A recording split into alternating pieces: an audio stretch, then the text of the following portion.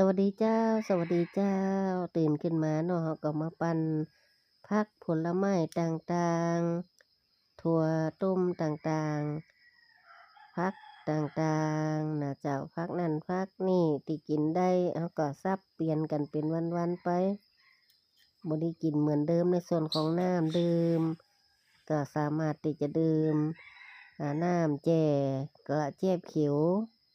หรือว่ามะเขือมื่นเนาะยอดมะนาวตัวเฮียของในแต่ละมื้อละเดะในแต่ละวันเนาะก็กินสลับปรับเปลี่ยนไปเถอะในชีวิตของคนเฮาเนี่ยกินของไร้สารกินของดีมันดีหมดนะเจ้าดีต่อสุขภาพของเฮาโตยเด้อเนาะนำมาฝาก FC ทุกท่านกราบขอบคุณโตยนะจะติดตามกันฝากกดไลค์กดแชร์โตยนะเจ้า กราบขอบคุณจัดหนักจัดหลาย